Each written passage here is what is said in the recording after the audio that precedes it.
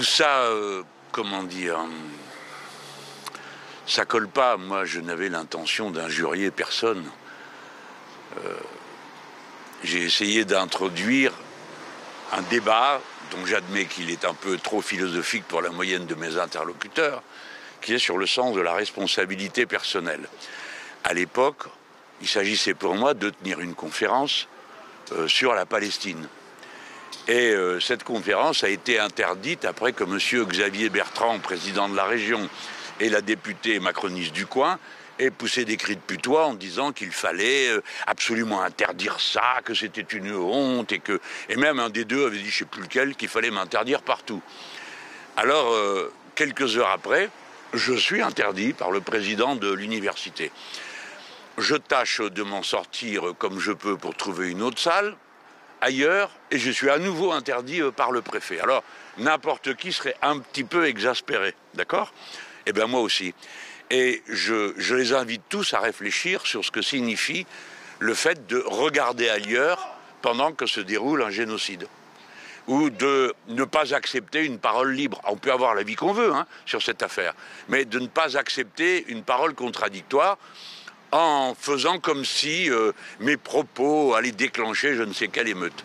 Voilà comment j'ai été amené à tenir un discours qui, chez moi, est traditionnel sur la banalité du mal, qui est une expression que j'ai repris à la philosophe Hannah Arendt, où toutes sortes de gens contribuent au mal parce qu'ils regardent ailleurs et ils disent « Ah, moi, j'y peux rien, c'est la loi, je l'applique, etc. etc. » Et c'est un texte qui est très connu, c'est pas la première fois que j'y fais référence. Imaginez-vous que j'ai déjà dit ça, pas n'importe où, à la commémoration de la rafle du Veldiv, et je parlais à ce moment-là comme ministre du gouvernement Jospin. Personne à l'époque n'est venu pousser des cris et dire « mais à qui comparez-vous » etc. Bon, voilà.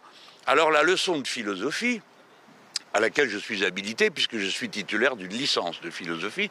C'est une licence d'enseigner la philosophie. Mes cours sont gratuits et je les fais sur les places publiques, utilisant mon statut particulier de tribun. Voilà, rien de plus, rien de moins. Et la ministre, tout d'un coup, se réveille et décide de porter plainte contre moi pour injure.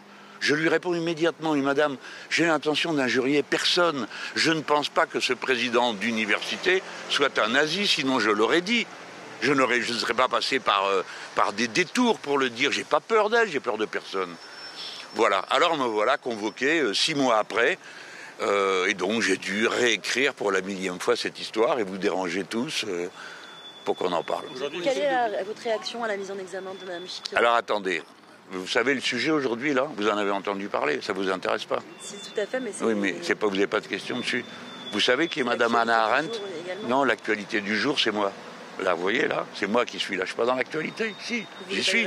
Alors, je répondrai quand j'aurai décidé de le faire. D'accord? Un rapprochement avec M. Eichmann. Merci, madame. Est-ce que c'est pas peut-être, si ce n'est maladroit? Alors, non, ce que j'aurais pas dû faire, c'est dire le mot. Mais bon, je suis sur une place publique, je suis en train d'expliquer mon affaire, et dans le déroulement, je cite le nom, qu'est-ce que vous voulez, c'est le titre du bouquin, le procès Eichmann. Et du fait que j'avais prononcé le nom, aussitôt on m'a dit, il l'accuse d'eux, etc. Bon, c'était pas du tout ce que j'avais l'intention de faire. Je n'avais pas l'intention de dire ce type égale Eichmann, c'est absurde.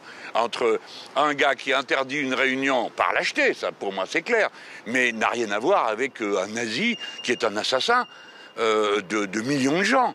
Et je le sais aussi bien que tout le monde. Et je suis quand même, normalement j'aurais dû être assez prudent pour y faire attention. Mais sur le moment c'est venu comme ça, parce que c'était le titre du bouquin. Et je voulais que les gens qui m'écoutent, parce qu'il y avait beaucoup d'étudiants, essayent d'aller voir et se réfèrent à ça et le lisent, parce que le bouquin de Madame Arendt, pour moi, reste un monument. Mais c'est pas la première fois qu'il y a ce genre d'ambiguïté, que lorsque vous parlez de la banalité du mal, on en conclut, la chaîne de la banalisation, de la banalité du mal, qu'on en déduise que le mal est banal, ou bien que ceux qui disent ça, en quelque sorte, à l'époque, c'était le reproche inverse qu'on faisait à Madame Arendt. On lui disait « Ah, mais vous exemptez Monsieur Eichmann ». Donc, il y a eu un titre dans le journal Le Nouvel Obs, à l'époque, c'est pour dire « Est-ce que Madame Arendt est nazie ?» Enfin, vous voyez que dès qu'on arrive sur ces sujets, en effet, peut-être qu'il faut faire preuve de plus de prudence qu'à ce moment-là, j'en ai fait. Mais avouons qu'on était dans un moment d'émotion tel que Bon, puis il y a l'intention qui compte. Enfin, si cet homme s'était senti insulté, il m'aurait téléphoné ou écrit, ou il aurait réagi en me disant, écoutez, qu'est-ce que vous êtes en train de faire? Bon, rien de tout ça ne s'est produit. C'est juste une plainte déposée par le ministre et qui aboutit 6 mois après à ce que je me retrouve là. Et c'est pas une petite incrimination, hein, un jure public, ça coûte cher.